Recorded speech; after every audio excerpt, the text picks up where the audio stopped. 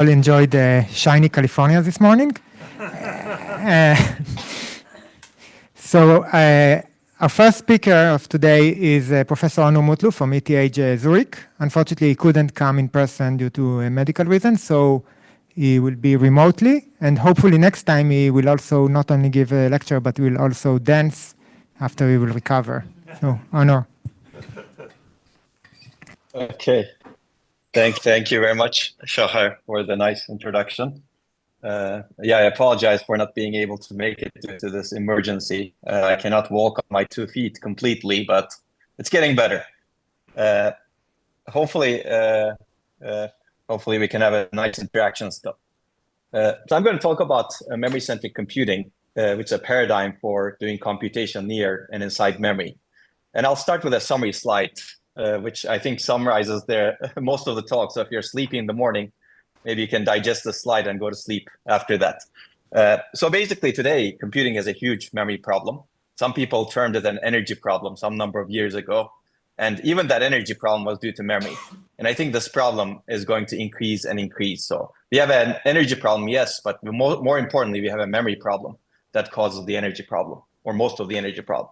And memory is really responsible for most of the waste we have today in terms of energy, performance, robustness, monetary cost, and hardware real estate, and many other things. The problem is becoming worse with more data-intensive workloads, as we readily witness in AI and other domains. And I believe we can actually solve it by changing the paradigm, which is not going to be easy, but we will need to do a much more memory-centric design and architecture and system design. And in this talk, I'm going to look at 2 aspects of it. We're having a lot of difficulties with technology scaling, both in terms of compute, but more importantly, in terms of memory, especially DRAM. And if we can actually take a much more memory-centric view of memory, we can solve these issues much more easily. So far, we've been very processor-centric in the management of memory. If we can enable memory to be autonomously managing itself as an independent agent, we can do much better in the scaling. And then we're having huge difficulties in performance and energy of application and system scaling. AI is an example of this. Even though people are trying to scale the current learning models, it comes at a huge cost, essentially. And one of the major reasons, in my opinion, is really memory. And I'll give you some more data related to it. If we can enable memory to perform computation, meaning if we're much more memory-centric in our design, we can do much better in this. And the rest of the talk, I'm first going to motivate the problem, but then we're going to talk about these 2 directions to solve the application as well as technology scaling issues. And feel free to ask questions anytime. I think you can shout and I can hear. I'd be happy to stop. I have a lot of slides. I don't need to cover all of them. Some of them I'm going to rush through. Some of them I'm not going to spend a lot of time. Some of them I'm going to spend a lot of time on. So computing today is bottlenecked by data. Essentially, data is dominating how we do computing. And it's really key for many workloads. These workloads, AI, ML, genomics, databases, they all require rapid and efficient processing of large amounts of data. And data is really increasing. We can generate much more data than we can process in many domains. We have great data generators, not very good data analyzers. And we also want to perform more sophisticated analyses on more data. I'm going to give you a couple of examples very quickly. Probably you've seen this graph many times in the recent years. But essentially, with the growth of neural networks, these learning models, we need exponentially increasing compute power and exponentially increasing memory capacity and bandwidth. And to provide this, we need to look at new models. Otherwise, existing systems are not scaling. And I borrowed a slide from Cerebras Systems, where they're designing wafer-scale chips, which is an attempt to put a lot of compute and a lot of memory together. I think it's a good attempt. People should be doing that sort of thing, but I don't think it's going to be a solution completely, because the kind of memory you can put together with the kind of compute is not going to be very dense in that sort of technology. So we need to be looking at much more integrated technologies, in my opinion.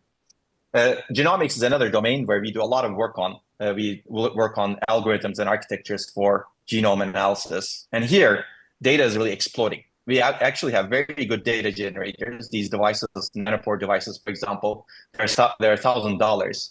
So you can actually do genome sequencing at very low cost. Unfortunately, analysis is expensive.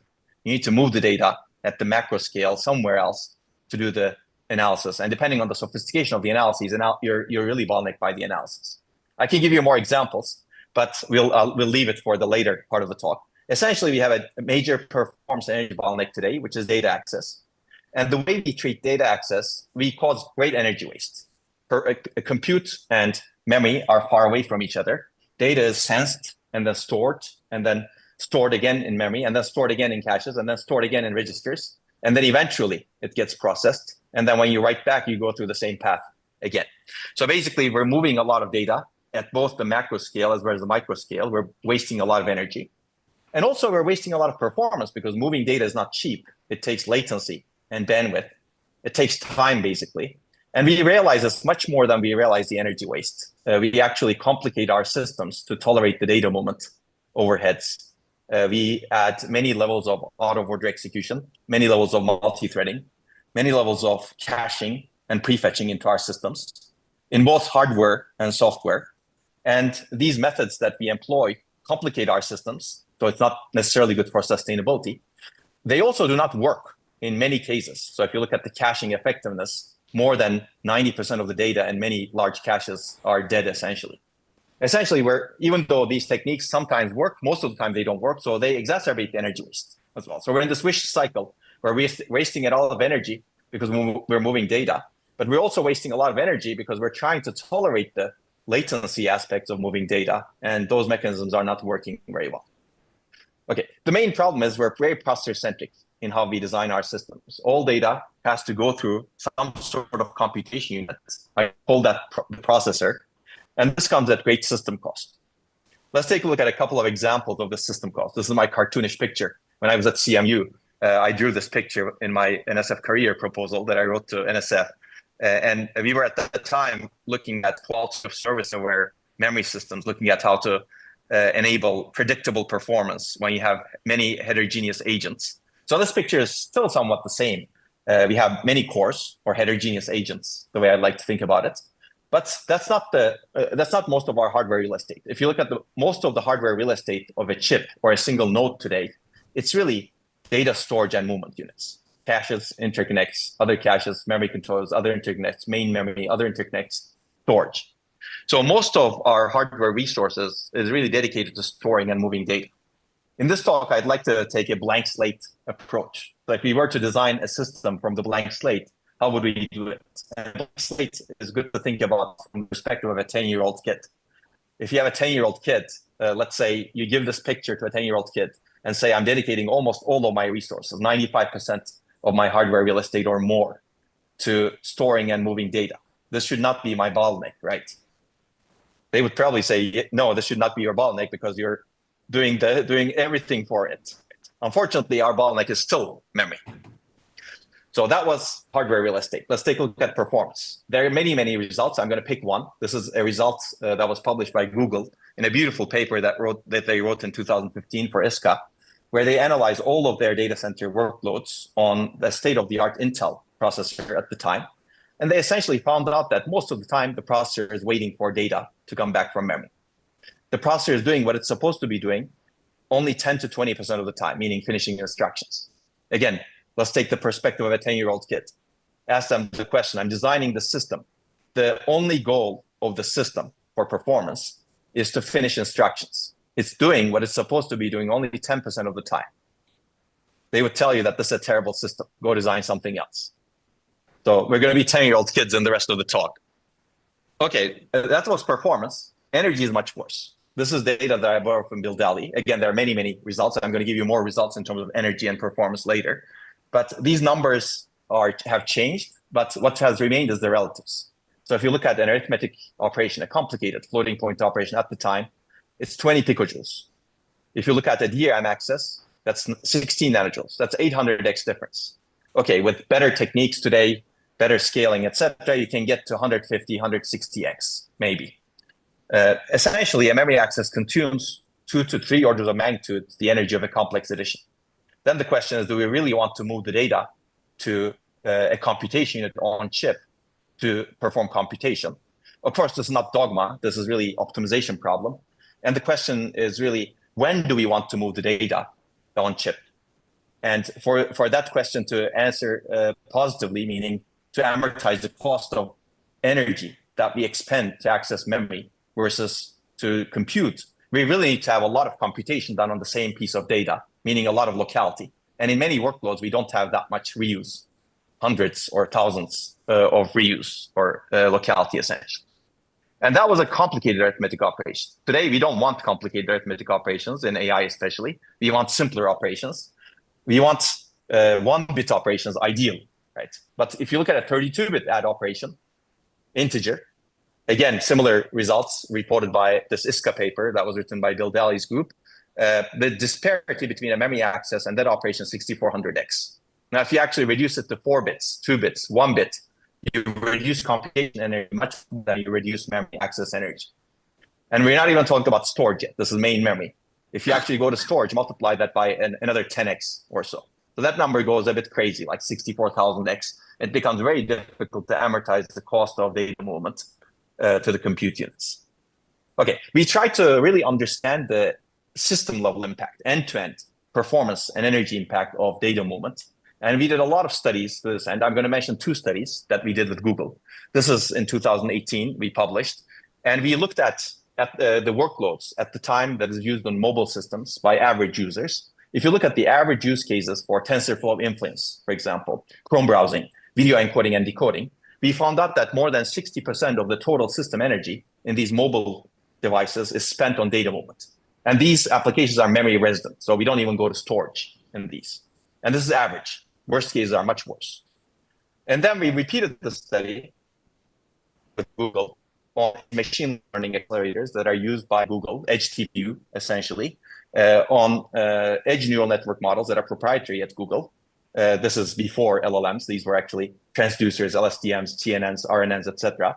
And we found out that more than 90% of the total system energy is spent on memory in large machine learning models. One of the reasons is once you accelerate computation, memory becomes a bigger bottleneck.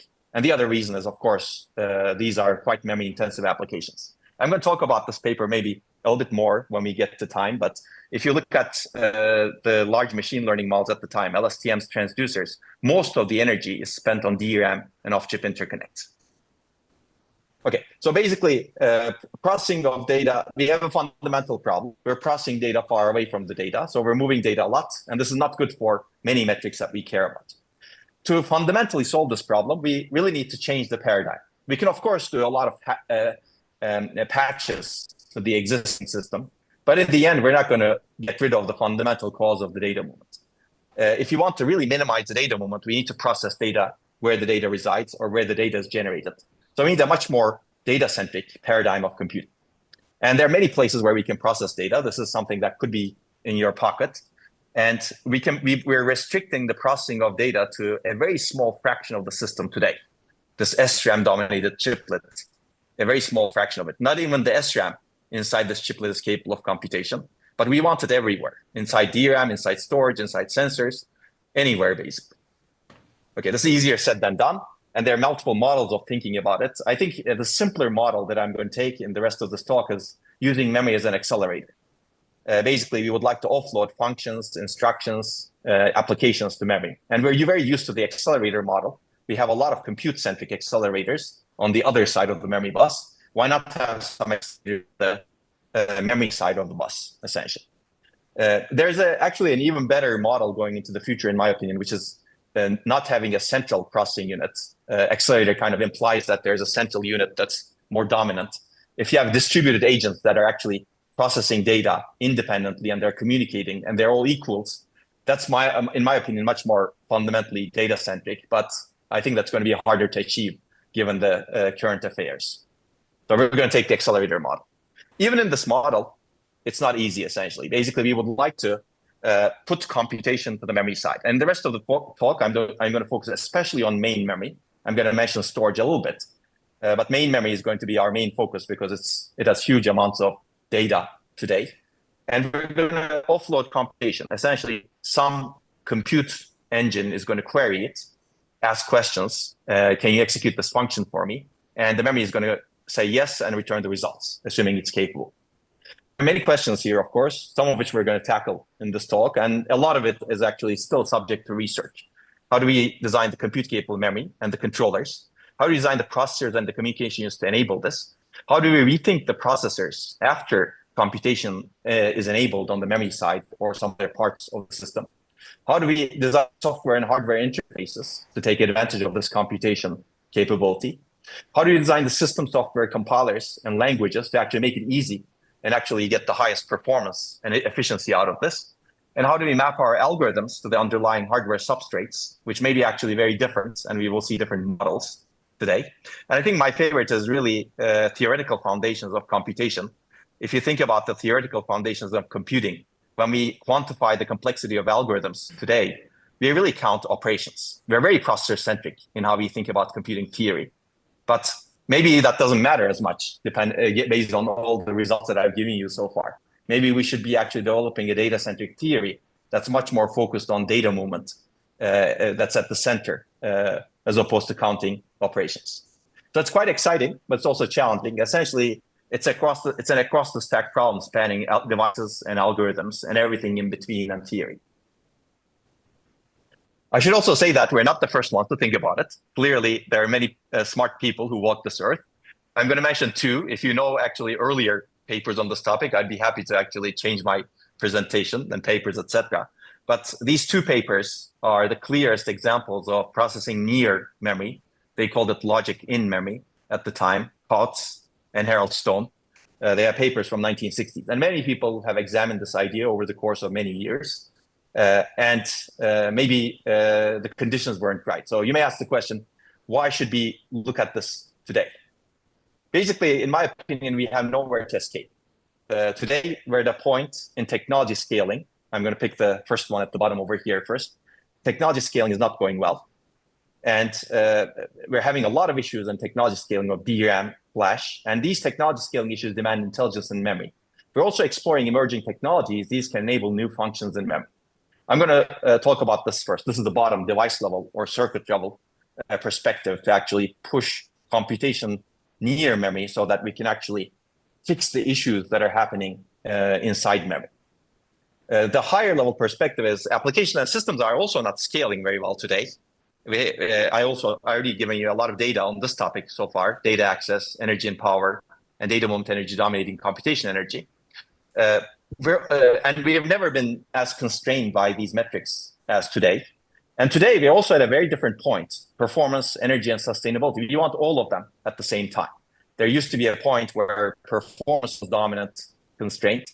At some point, energy was important, but not as important as performance. Today, energy is as important as performance. We don't want to trade off between performance and energy. We want to improve both performance and energy, and also not hurt sustainability at the very least, but improve sustainability. And I believe we can actually improve all metrics by minimizing data movement. So we're kind of pushed in the middle. Designs are really squeezed in the middle of applications and systems and technology not scaling very well. Okay, let me jump into the first part of the talk, which is really the technology scaling aspects. And I'm going to advocate a memory-centric approach to technology scaling issues. And we're going to go into computation acceleration. So we have built a lot of infrastructure in my group for about 15 years or so to understand memory, especially DRAM, but also flash memory. I'm going to talk about DRAM in this talk. These are FPGA-based infrastructures where we built soft memory controllers, and we built a lot of hardware to actually modulate temperature, voltage, measure power, etc. So we can actually modulate a lot of parameters to understand what's going on in memory. This is our lab at ETH. We have two rooms, roomfuls of these devices where we can test a lot of different kinds of memories, including DDR4, DDR3, HBM, LPDDR. This was the infrastructure at CMU where we did a lot of the RowHammer experiments. And this is the original infrastructure, the bottom right over here, which was the makeshift infrastructure. So we open sourced a lot of these infrastructures so people can actually do a lot of testing. The more recent version is this DRAM Bender, of which there are multiple prototypes, and other people have been using it also in industry as well as academia to test the DRAM chips. And I believe it's important for us to understand the operational characteristics of these chips to understand their robustness, performance, and latency problems. I'm going to give you a lot of examples from this infrastructure. If people are interested in actually testing real chips and understanding what's going on and discovering new issues, we'd be happy to support as much as possible. This is all open source. You need to provide the FPGAs, of course. So one of the things we studied very heavily is the RowHammer problem. This problem is very well known by now. We started studying in 2012. We published this paper in 2014. Essentially, the problem is you can induce bit flips in memory locations in DRAM just by accessing DRAM without modifying anything, meaning without intending to modify anything. Essentially, you can cause silent data corruption with particular access patterns. I'm going to give you the basic idea. I'm not going to give you a lot of details of it. We have a lot of papers, and other people have a lot of papers on the topic. So if you have DRAM, you have two-dimensional array of memory cells, rows and columns. If you want to access one cell, you need to activate the row or apply high voltage to the word line belonging to that cell. This is called opening the row or activating the row in DRAM. Now, if you want to access another row, you apply low voltage to this row, meaning you deactivate the row or pre-charge the array. Now, if you keep doing this repeatedly, legally, many times, high voltage, low voltage, activate, pre-charge, open, close, open, close, open, close, enough times before the cells get refreshed, it turns out some physically adjacent cells that are vulnerable lose their charge little by little with every activation. And if you do it enough times, their charge can get depleted. So essentially, you lose the data that's stored in those cells. So this should not be happening clearly because we're just reading from memory. And we found out that essentially all DRAM chips that you can buy are vulnerable to this problem. In 2012, it was most DRAM chips, but today it's all DRAM chips. And there are very interesting circuit level reasons, device level reasons. I'm not going to go into it, but essentially the key takeaway is there's some crosstalk or coupling that's happening between the two rows that if you activate one row, you're causing disturbance in adjacent rows. And this can be induced by a user level program without any privilege in the system. And this becomes much worse with technology scaling. Essentially, the reason this happens is cells are too close to each other and cells are too small.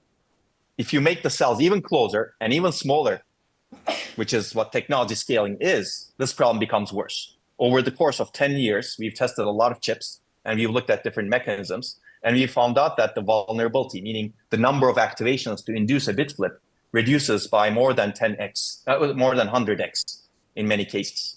So even benign applications can induce these bit flips today if there were no RowHammer mitigations at the circuit inside the device. Okay, I will not bore you with a lot of details. We've written a lot of papers on this topic. This is the original paper.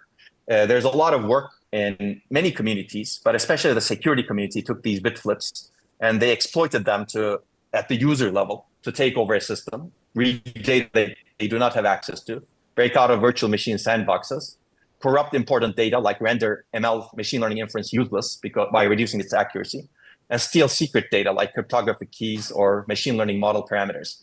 In fact, if you're following security, this year's Zurich security was held about 2 weeks ago, maybe 3 weeks ago, and there were 7 papers on RowHammer still after like 12 years of within 12 years of publication that showed different attacks. One of the attacks was very interesting. They actually were able to induce these bit flips on GPUs, and they were able to essentially cause ML inference on GPUs to become very low accuracy. Okay, there are many papers. So the reason I'm telling you all of these is because these kind of scaling issues are going to get worse. More recently, about 2 years ago, we discovered another read disturbance mechanism. We called it row press. This is fundamentally different from RowHammer, even though it's related. It's another read disturbance mechanism. And the idea with the row press is, with the RowHammer, in order to cause disturbance at the maximum level, you activate a row, you keep it open at the minimal amount provided by the standard, and you keep activating, closing, activate, close, activate, close, activate, close, at the maximum possible rate that's allowed by the standard. Now, with row press, we found out that if you activate the row and keep it open at the maximal rate, or more than what is the minimum amount allowed by the standard, you actually induce even more disturbance due to different device level mechanisms. And this way, you can actually induce the first bit flip with much fewer activations, 1 to 2 orders of magnitude, smaller number of activations compared to RowHammer. This is fascinating because it affects all the DRAM chips essentially. And all DRAM manufacturers, Samsung, Hynix, Micron, are vulnerable to this. And in extreme cases, with only one single activation, you can use this bit flip. So we're reaching the scaling limits of technology, DRAM technology here, at least in the current fabrication methods. Okay, so this means that we need to find solutions to this problem. When we actually wrote the paper, there were no device level explanations of this or documentation of this. Later, folks read our paper and they actually developed device level models to really explain why this is happening. So this is also fascinating to me. Normally what happens is people develop some theory at the device level and then they build systems on top of it. In this case, we're actually discovering things at the system level, but device level explanations are coming later. So I kind of like this interesting state of affair where we are in DRAM technology scaling today. Okay, so I can give you more examples. I'm going to give you a couple more. But the solution, how do we solve this problem? If this were a RowHammer talk, I'll give you many, many solutions, but I'll give you the gist of it. Essentially, we need intelligent controllers. It's very difficult to solve this problem at the device level, circuit level, forget about the software level. You really need some hardware controllers that understands the device properties and adapts to it. And we've argued for this for many years. This was a paper that we were invited to write 12 years ago at the International Memory Workshop. And we argued a very similar thing. We wanted system memory co-design and intelligent controllers. 12 years later, we were invited to a similar paper at IMW. And I think at this point, memory has become a much worse problem over more than a decade. And we wrote a similar paper. Now, the good news is industry, even though they were quite skeptical initially about this, finally they're, I think, following a good direction. The specific solutions may need work, but the direction is a little bit more memory-centric than what was thought of before. This is a paper from ISSCC 2023 by SK Hynix, one of the major DRAM manufacturers. This is the first paper that essentially publicly acknowledges RowHammer by a DRAM manufacturer. They basically say they built an intelligent memory controller inside the DRAM chip to solve this problem. I'll give you the basic idea. Essentially, with every row, they add an activation counter. And inside the DRAM chip, this activation counter gets incremented with every activation. And if the number of activations to a row is greater than some threshold, the DRAM chip takes a mitigating action, which is probably refreshing some adjacent rows so that they don't get disturbed, let's say, disturbed too much. So this is an intelligent controller inside the DRAM chip, actually. You could argue whether it's a good solution, bad solution. I'll leave that to some other discussion. We have papers related to that also. But this is a more memory-centric solution. Essentially, it enables the memory to somewhat manage itself, although it's still restricted to the unfortunate DRAM interface, which is controlled by the processor memory controller. So there's some artifacts where the processor needs to initiate a lot of these actions. So the memory controller, the memory itself, the DRAM chip itself, is still not completely independent. This was standardized by JEDEC 1 year later in 2024. This is actually based on a lot of the work that we have done and others have done. So in the end, JEDEC standardized the solution. So it's going to be in all of the DRAM chips going forward. The question, of course, is, are solutions good? And this is one solution to disabling access to the other side of the walk path. And if you ask the 10-year-old kid or 50-year-old kid or 80-year-old kid, they would all tell you that this is a terrible solution. Right? It's good to ask this question always. We write papers about it, and we have better solutions to this. Again, all of those are memory-centric, meaning you need some intelligence on the memory side to solve this problem. So I'm going to give you one example of an even better memory-centric solution, which is self-managing DRAM. This is the work that we published last year. And the idea here is, today, DRAM is essentially a slave, or memory is a slave for the processor. It has no say. It cannot initiate any independent operation. It cannot even refresh itself unless the processor chip tells it to do so. We would like this to change because this is not good for example, RowHammer management, refresh management. We can have much better, much more efficient management mechanisms implemented inside the DRAM chip that can understand which rows need to be refreshed how often. And we can implement these without changing the DRAM interface and without changing the memory controller, if we actually had given the DRAM chip some freedom. And the idea is very simple. Give the DRAM chip a little bit of freedom, a little bit of breathing room by changing the interface just a little bit.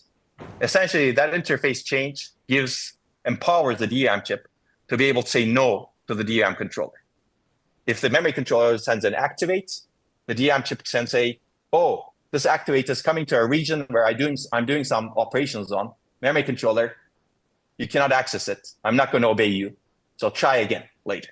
That's the idea. Memory controller still orchestrates access operations, but the DRAM chip orchestrates or performs maintenance operations by itself. And this is, I think, a nice interface that moves the completely processor-centric interface to become a little bit more memory-centric, not completely, a little bit more, giving the ability to say no.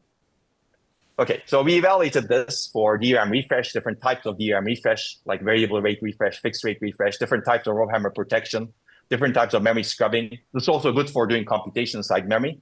And we found out that you can actually improve efficiency and performance. And more importantly, you can enable innovation on the memory side, because today innovations on the memory side is really limited by the changes you can make to the DRAM interface. And that DRAM interface is very, very difficult to change for everything that you want to do, because the standard, at least the standard interface requires vetting by hundreds of companies that are part of JEDEC, which is a very poor political process, in my opinion. It doesn't really consider technical arguments as much. Okay, so I believe there's more to come in this area. We need to really rethink the interface to memory such that we can enable better partitioning of processor work between the processor and memory systems. Let me give you a little bit more concern very quickly again. So what worries me even more is aging. And we have seen evidence based on our results that as DRAM chips age, they become much more vulnerable to bit flips, including RowHammer. And this is some data that we published. We are studying this effect more.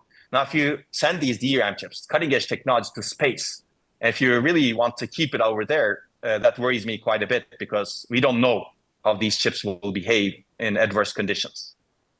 We're trying, but it's difficult to get all of the data. This is one of the works.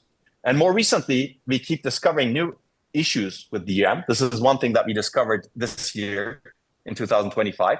And we found out essentially that the read disturbance threshold, the number of activations to induce a bit flip over a row, changes randomly and unpredictably over time. This is what I call quantum-like effects in highly scaled circuitry, which means that accurately identifying the RowHammer vulnerability, or when you should really take an action, when you count the number of activations, is challenging. So you keep testing and testing and testing for days and days and days, months and months and months, and you discover worse vulnerability over time. We call this the variable read disturbance phenomenon. And again, there is no device level explanation of this phenomenon that we could find. So hopefully a device level theory will be developed.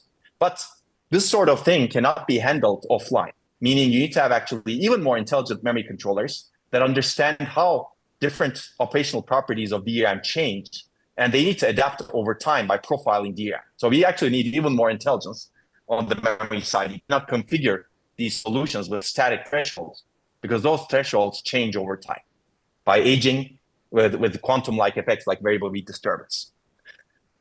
Okay, you may say that DRAM is old technology. That's true, but that's also a new technology in the sense that it's evolving into the future. We have 3D DRAM, VCT DRAM, et cetera, that's being investigated. They all have robustness issues at this point, but at some point we're going to scale more.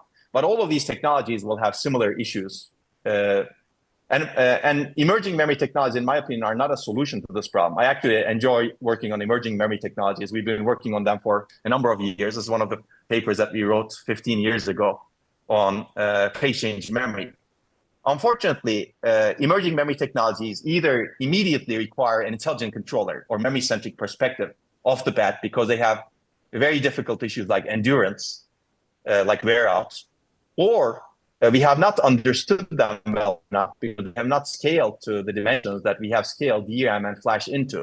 And if you look at DRAM and flash, we've scaled them to very small dimensions. And as a result, we need these intelligent controllers. I didn't talk about flash, but for flash memory, you need intelligent controllers off the bat because of the wear out problem, plus the scaling issues. So I believe we have nowhere to escape. On the memory side, we need to be much more memory-centric, enable memory to manage itself. Now, that's why we're actually building a lot of infrastructure to understand memory more. We'd be happy to get help. We'd be happy to help other people if they want to develop this sort of infrastructure as well. Now, the good news is there's actually a lot more acceptance from the community compared to 12, 14 years ago. Today, we see a lot of read disturbance sessions at HPCA, ASPLOS, ISCA, many major architecture conferences and other conferences. And also, I mentioned the security conferences. And we recently held a DRAM security workshop with ISCA. And there was a nice panel discussion. You can find all of this on YouTube, actually. The panel discussion was held between a lot of industrial folks who are discussing solutions to RowHammer. It's a nice, interesting discussion if people are interested in this topic and how industry views this problem. Okay, this is the point. I'm going to switch some gears, but if people have questions, I'd be happy to take them now.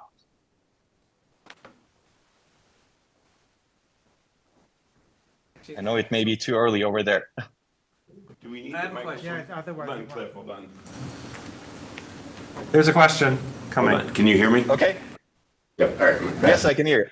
I don't think, yeah. But, hi. So what's like a standard solution to? I mean, this happens. Is it easily detected? Do you use error correcting codes? Like, what's the standard solution to this problem? Yeah. Okay. So the currently standardized solution is what I described in JEDEC. Essentially, each DRAM chip will have a counter added next to each DRAM row. And these counters will be incremented whenever you activate. And the DRAM chip will take some action to mitigate the read disturbance, meaning potentially refreshing adjacent rows if the counters are greater than some threshold. That's the standard right now. It's not described in more detail than this. It's a framework of solutions.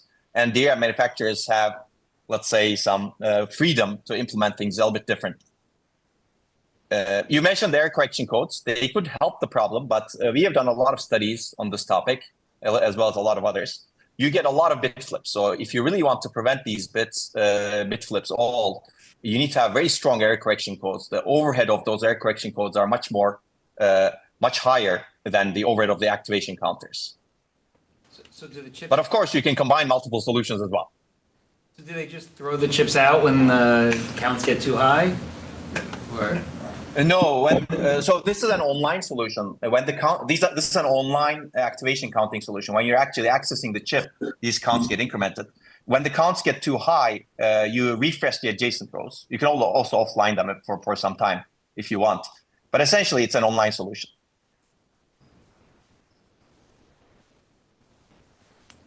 Any other questions? You. Maybe identify who you are to the speaker. Hi, this is Mark Horowitz. I'm going to prefetch something because you're talking about how the fact that the noise margins in the DRAMs are actually not that good, right? That's what's causing the bit flips and other kinds of problems. But then I think you're going to talk about using memory. You're going to make those margins even smaller. So I'm just prefetching for you because I'm really curious what your take is on that. Does it make sense? Yeah. Yeah, of course, yes. And we have a lot of analysis of the interactions of these things with our real experimental infrastructure. So we have examined a lot of these things. I'd be happy to share them. I'm not sure if I'll be able to share these in this talk, but for example, if you actually do processing using memory, using multiple row activation, that exacerbates the RowHammer problem. So we need to actually have solutions to these things. But we also have very promising examples where we actually see real functions in DRAM by activating multiple rows, even though the DRAM chips are not manufactured for this purpose. So I think there's upside and there's downside. It's a more challenging promise than actually processing near memory, which is actually designing logic. But it's good to examine it for the future. Okay. Did I continue, or is there another question? I think we're good for the moment. Okay. So I think I have not a lot of time, so I'm going to jump to processing using memory. I'm going to cover processing near memory very quickly, since maybe I'll try to take a vote remotely. But essentially, we're going to jump into accelerating applications in memory. And the terminology in this area is a bit terrible. Sorry. And I'd like to correct some of the terminology, I think. People called it logic in memory in the 1960s, and I like that terminology, but it's a bit tough to use the exact same terminology. I'm going to call everything processing in memory. But in terms of nature, I believe there are only two types of processing in memory. One is processing near memory, and the other is processing using memory. Processing near memory is very similar to what we do today. We design logic separately from memory. There's a logic process, there's a memory process, even fabrication technologies may be different. But we decide to put logic at some distance from memory. Processing near memory says put logic as close to memory as possible, basically, so that you can minimize the data movement and overheads. We could be putting the logic in the memory controller. We could be putting the logic inside the DRAM chip. We could be putting the logic near each subarray, near each bank, near each cell. Of course, there are overheads associated with it, or in the logic layer of 3D stacked memory. So that's business as usual in a sense, but we put logic near memory. Processing using memory is fundamentally different. We don't have logic. Forget about logic. We have memory. Any memory has some operational properties, analog operational properties, that enable it to do computation. And we're going to exploit those operational properties. And this is clearly going to depend on the memory technology, and the capabilities and the benefits will depend on the memory technology. I'm going to especially look at DRAM and flash, because we've done a lot of real chip studies with DRAM and flash. But this is true for other technologies, memristors, for example, RRAM. Some folks like Shahar has been focusing on very interesting designs like that. But I think in the end, we need to examine both. Processing near memory is easier because it's closer to the business models, even though it's far away from the business models, but it's closer. And it's you can have much more capable logic next to much denser memory. In processing using memory, you're going to be limited to what the memory technology is capable of, but you could be much more efficient compared to processing near memory, and you may need to map your algorithms much more carefully to the substrate. In the end, I think we need to combine both. Now, let me quickly go over processing near memory. I think I don't have a lot of time, so I'm going to skip a lot of these things. The good news is industry is examining this seriously. We worked a lot with the UpMem company, for example, which manufactured DRAM chips, DDR4, and they added essentially a processor next to each bank. This is a multi-threaded processor. Their model had a lot of limitations, et cetera, and we documented a lot of those limitations.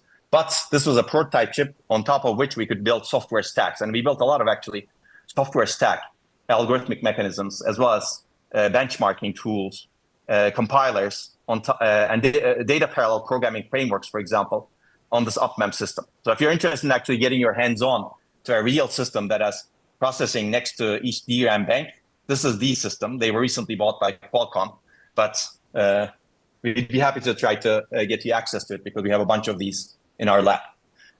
Samsung, SK Hynix, and Micron, they all have put, and Alibaba, they all have modified the DRAM chips to put essentially multiply and accumulate accelerators next to each bank. This is, again, processing near memory. Logic is designed separately from memory.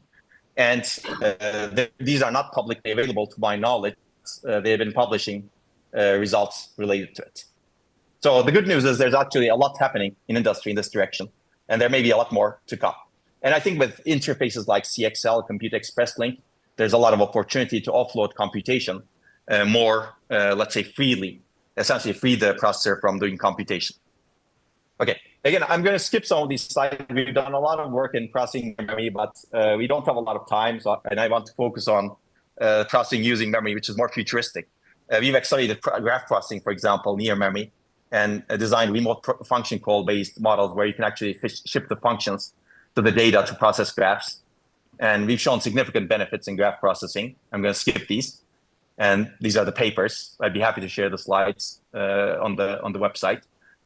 We actually looked at full stack designs where we looked at graph pattern mining, where we designed set-centric instruction set architectures where set operations are ISA operations, set intersection, set union. And these set operations are actually very well supported by processing near memory, very simple logic, bitwise logic, which is going to be supported by what I'm going to describe in processing using memory. And we designed algorithms, graph algorithms, to actually map to these set abstractions. So that's a full stack design where algorithms are designed to actually match the hardware's bitwise set in union and set intersection capability. ISA is also designed to actually take advantage of it. We see even more significant benefits. I showed you big benefits earlier, like in this paper, more than 10x, more than 10x. You get even more significant benefits. You can actually change the stack. We've looked at accelerating machine learning inference with Google. I'll spend a little bit more time on this one.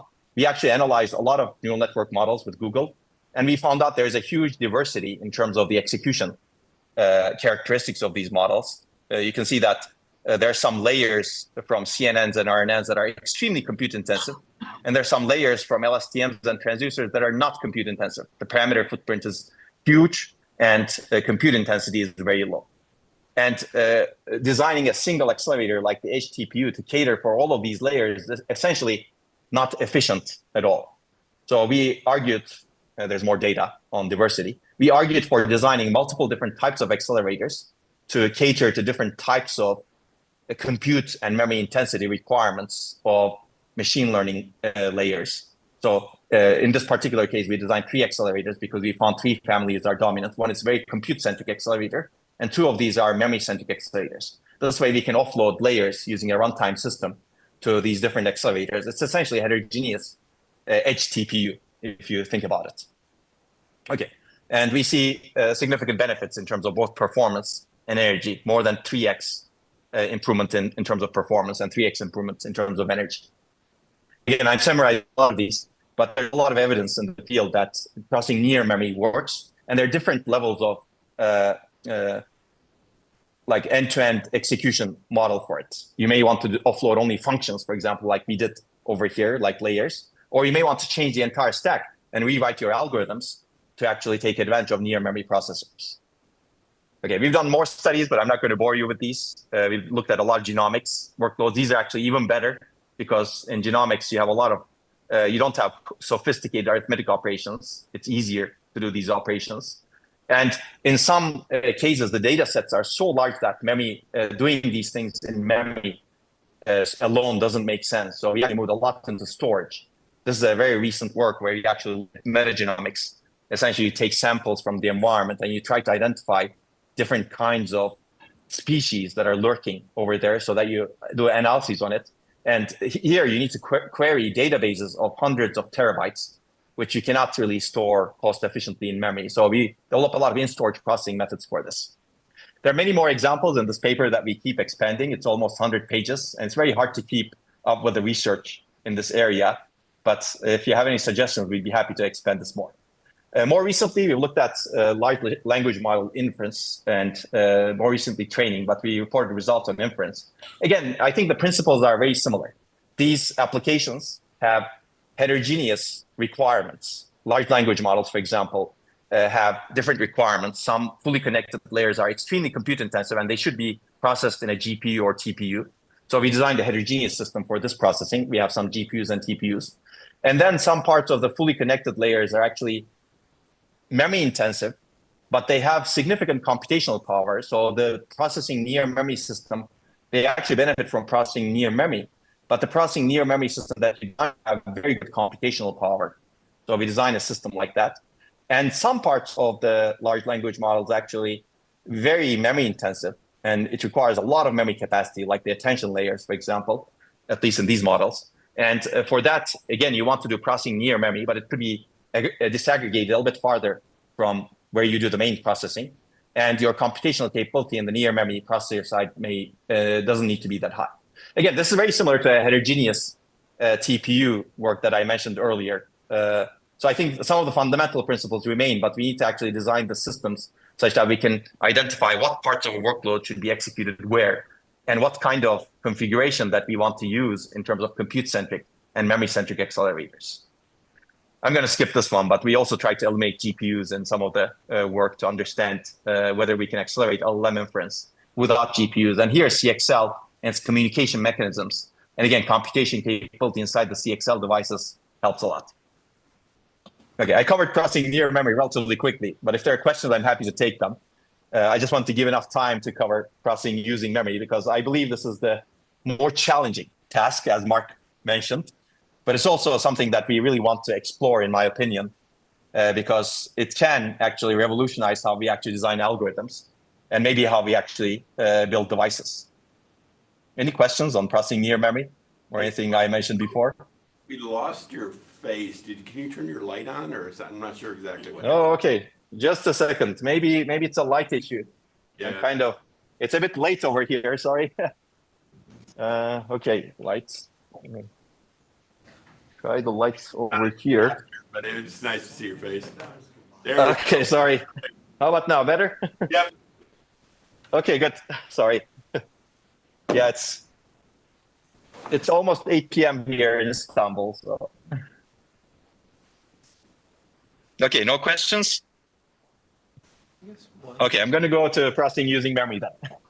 Okay, let's jump in. So this is a one-slide summary of what I'm going to talk about. Essentially, I'm going to focus on DRAM.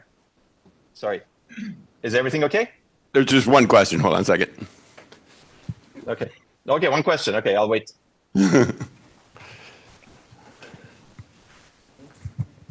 For processing near memory, when you have like the logic on the DRAM chip, it seems like mainly what you're cutting out is the HBM communication link to the main chip in terms of the energy cost.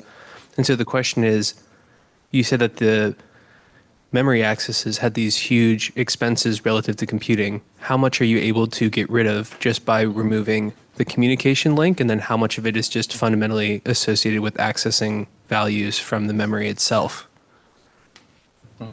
Yeah, that's a great question. So most of the energy is really spent on the communication link in general.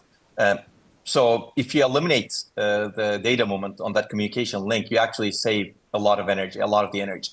But then if you actually have a logic layer, for example, a true logic layer, a nice logic layer, like we envisioned some time ago, and you can communicate with the interconnects that's inside the logic layer, then it's local communication, right? You're not going through the large chip. So you can actually accomplish a lot inside the logic layer.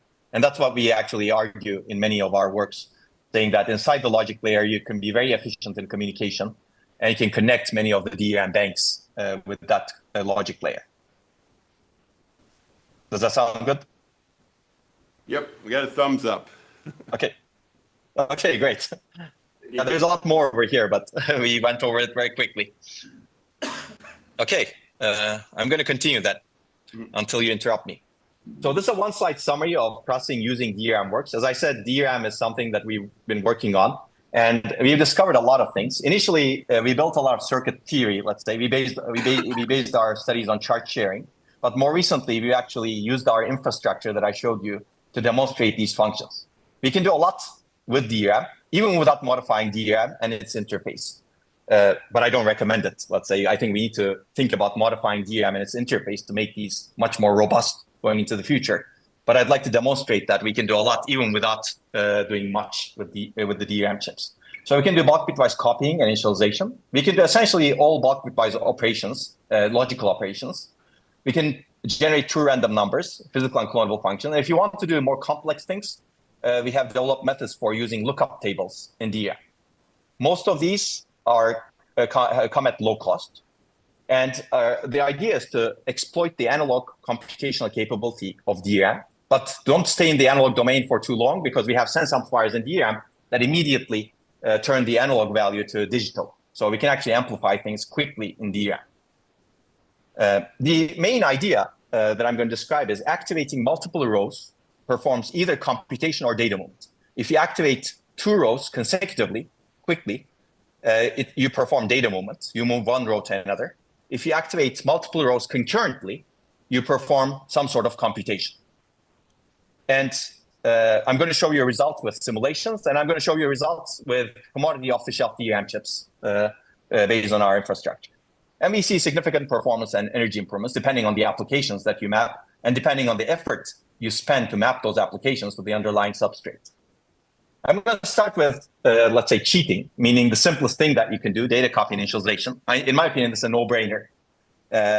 Basically, data copy initialization is in many of our applications. Google, in the paper that I mentioned in 2015, did a lot of analyses, and they showed that only 2 function calls, memmove and memcopy, occupies 5% of their data center cycles. This is not all the data moment, just memmove and memcopy.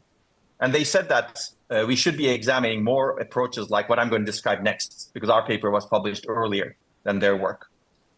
So how do we do data copy today? I'm going to look at bulk data copy, 4 kilobytes, 8 kilobytes, pages, let's say. But you can also do things with smaller data copies. If you copy this white page to this gray page, today you have to go through the processor. Byte by byte, everything goes to the CPU. If you know what you're doing, to the memory controller through the DMA engine, but you have to traverse the memory bus. And you move the destination page byte by byte. Essentially, you move 12 kilobytes of data to copy a 4 kilobyte page to another 4 kilobyte page. Again, if you take the perspective of a 10-year-old, and if you give them this picture and tell them this white page and gray page are very close to each other in memory. They could be next to each other in the same subarray. They would probably tell you, why don't you just do this? And I think we should be at least enabling the ability to do that. I'm not saying we should always be doing this, but we don't have the ability to do that even in our systems. So maybe 10-year-old kids should be designing our systems because they don't have the baggage of business as usual. Okay, so this will be low latency, low bandwidth, no cache pollution, no unwanted data movement. I'm going to show you a mechanism that, in the best case, unoptimized, reduces the latency by more than 10x and reduces the energy, DRAM energy, by more than 70x. And the idea is very simple. It's actually doable in existing DRAM chips. Basically, this is the DRAM subarray.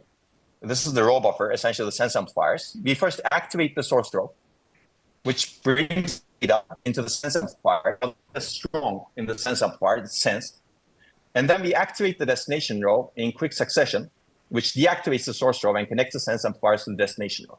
So by doing 2 consecutive activates with negligible hardware cost to make it reliable, we get significant performance and energy benefits. So we're basically exploiting the underlying operational structure and chart sharing properties of DRAM to do this back-to-back row activation, which leads to a copy. Now, I'm going to show you later results that if we abuse DRAM, meaning violate the activate to activate timing parameter when you're accessing 2 rows in the same subarray, this operation you can see in real DRAM chips, and it's almost perfectly reliable, like 100% we see in many cases. So even though the DRAM chip doesn't officially support this operation, by violating the timing parameter activate to activate, we see this operation to be almost perfectly reliable.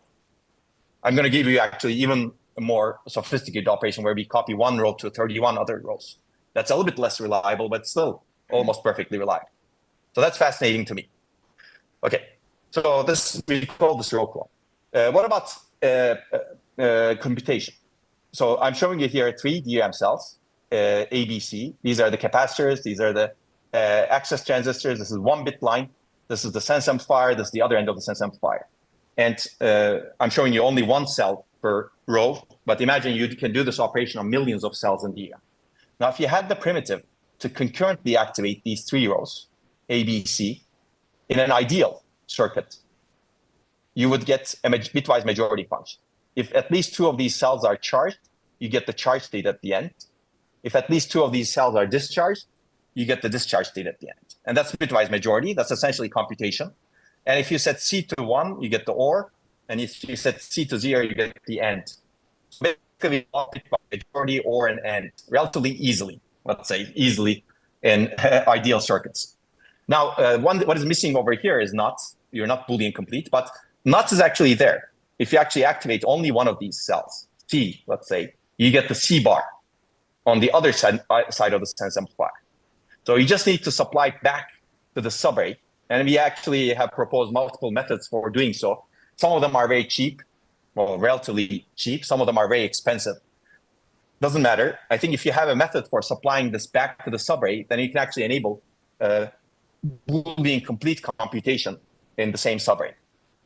Okay, so we actually did a lot of end-to-end system-level simulations using simulators. We mapped databases that are developed for maximizing bulk bitwise operations, like the bit weaving database, and we see significant performance energy improvements.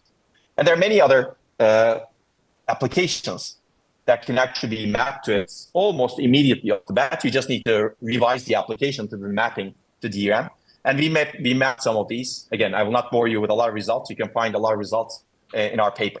This is a general purpose substrate, actually. You can actually accelerate any operation with this substrate, as long as you can rethink your algorithm in a bulk bitwise manner, and you can actually overcome the idiosyncrasies of what's happening in DRAM.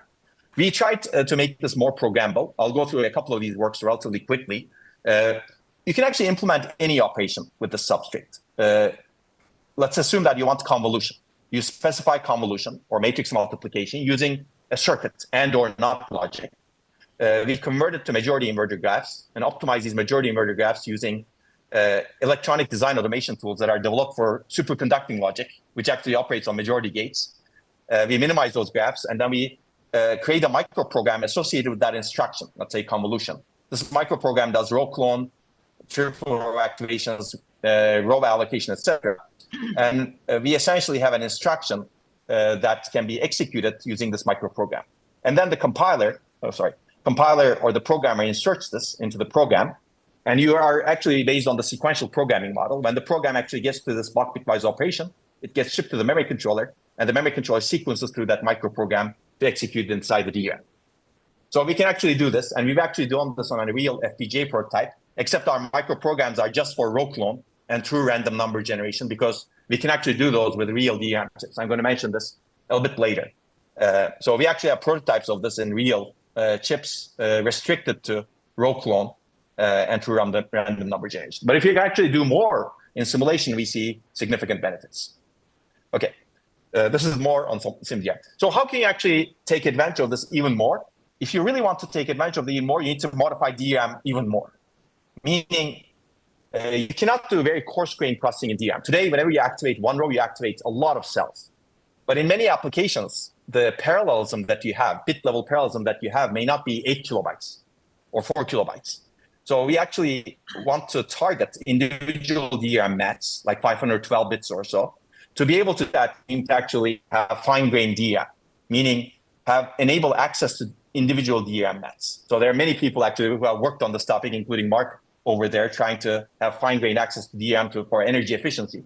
We show that this is actually good for performance and also scalability for processing using memory as well. This way you can actually restrict some of the operations to some mats and do other operations belonging to other applications or the same application on the other mats. So you can actually exploit multiple instruction, multiple data parallelism in different mats in DRAM.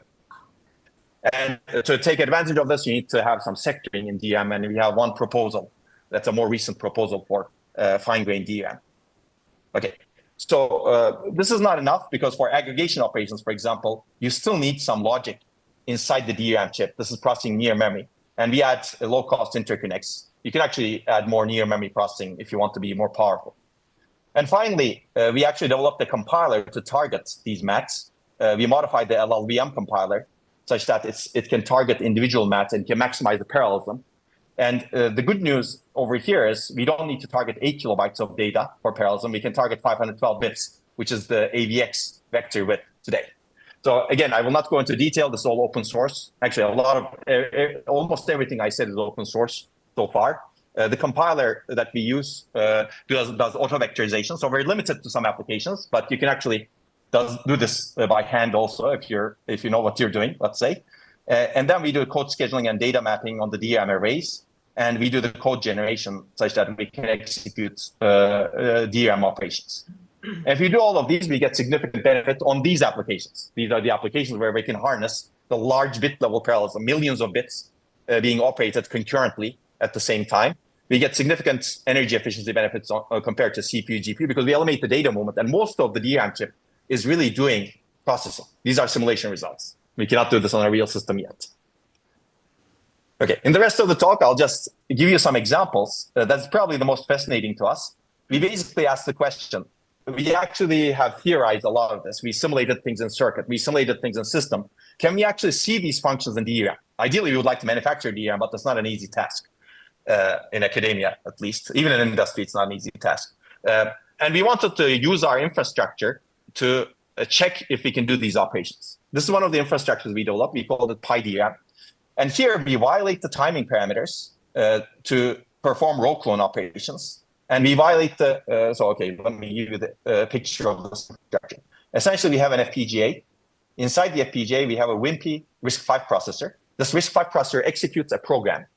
This program, whenever it gets to a page copy, we actually modify the operating system such that the destination page is allocated to the same subarray as the source page.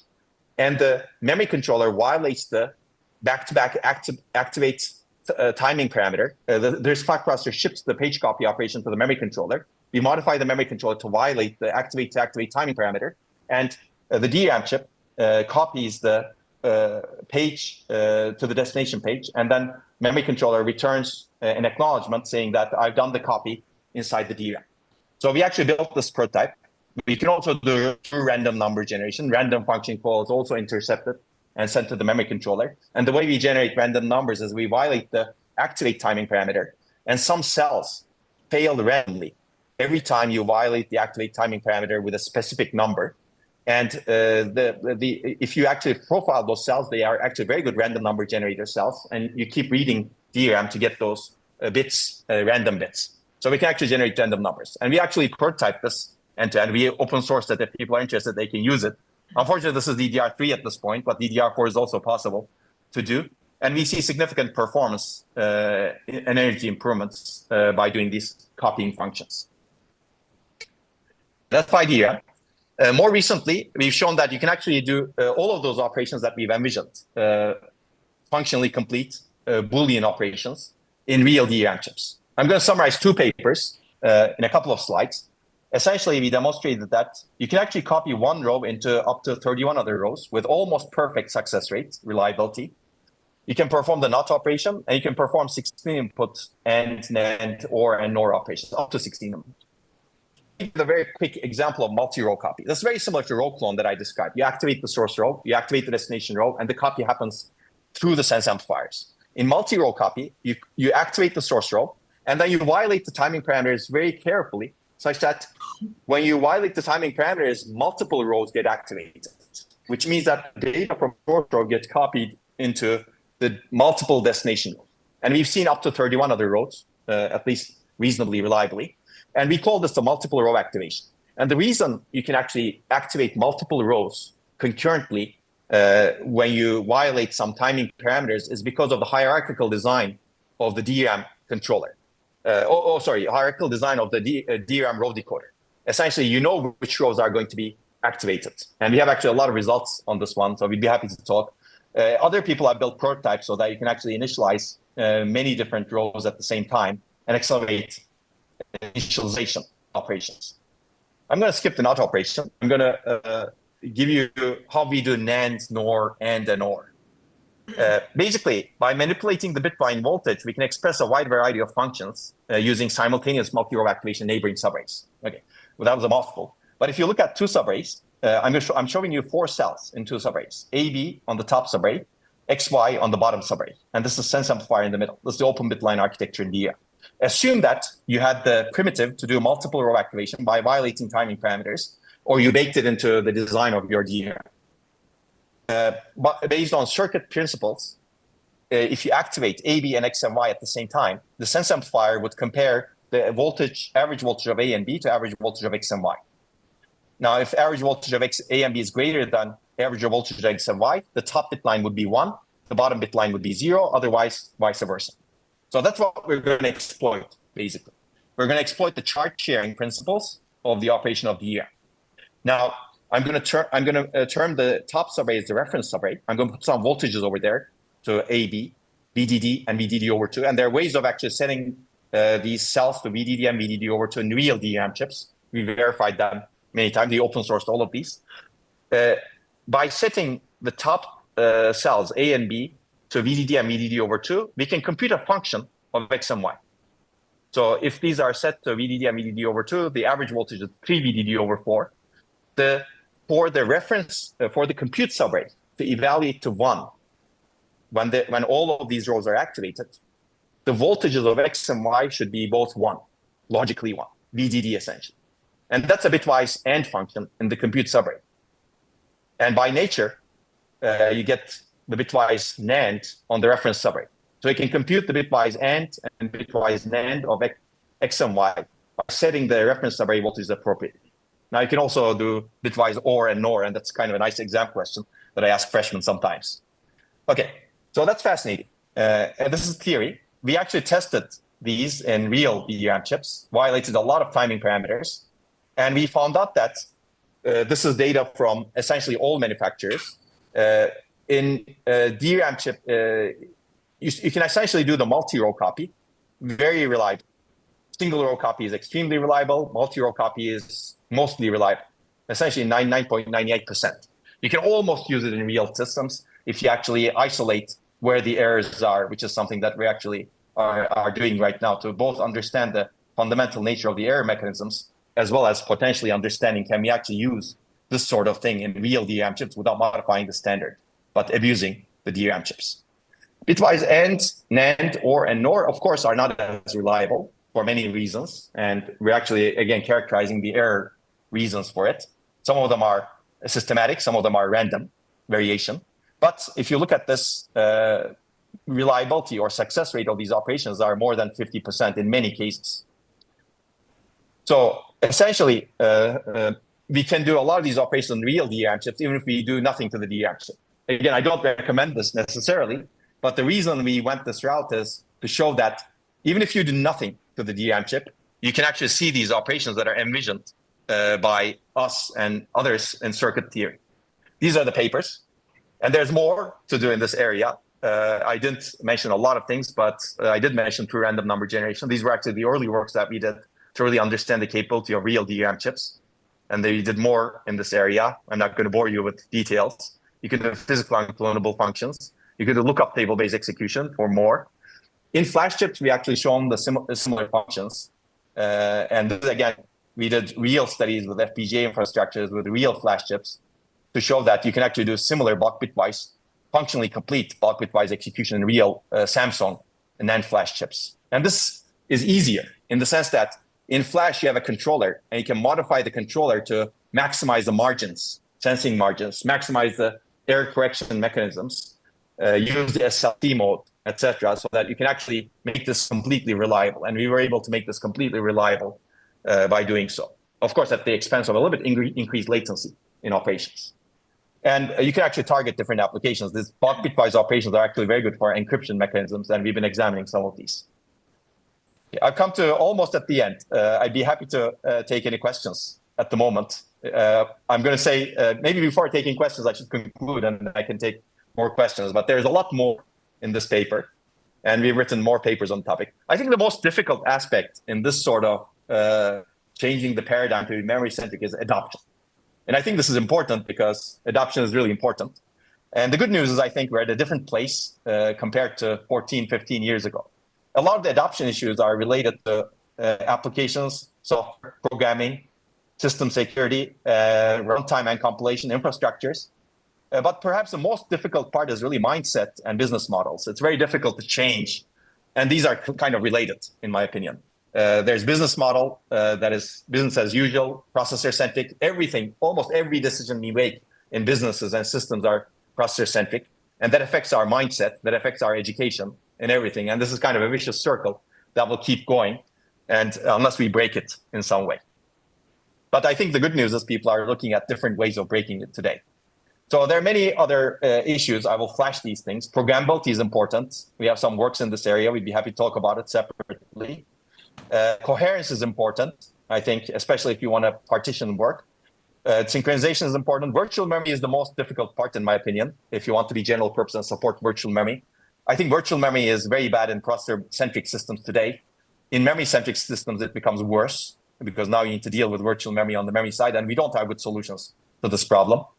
And I think evaluation infrastructures are really important to develop accurately, and we have been developing a lot of these that I mentioned. But I will just mention that we also released recently our RowHammer infrastructure, which is used in both academia and industry. And we'd be happy to take we'd be happy to support anyone working on this, and we'd be happy to take any feedback on how to improve this.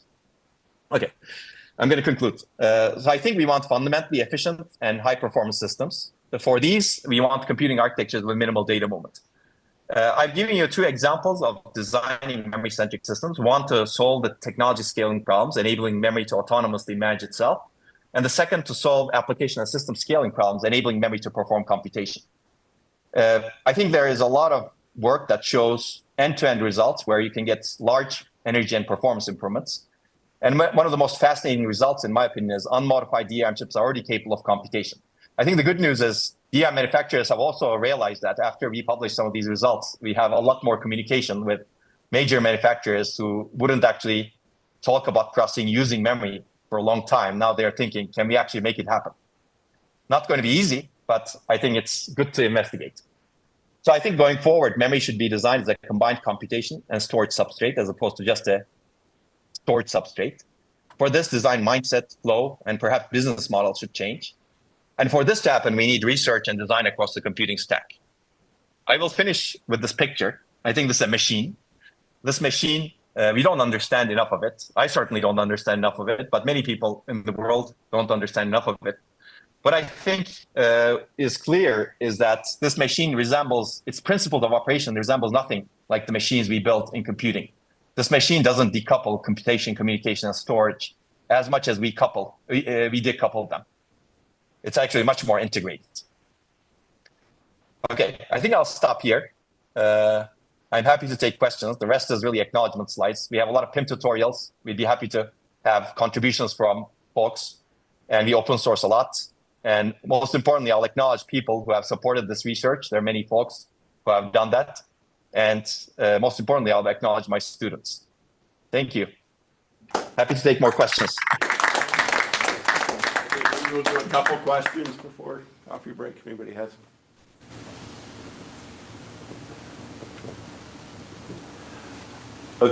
Okay, Onur, thank you very much for the talk. We really appreciate you staying up past normal work hours. But I think we're good. Thank you.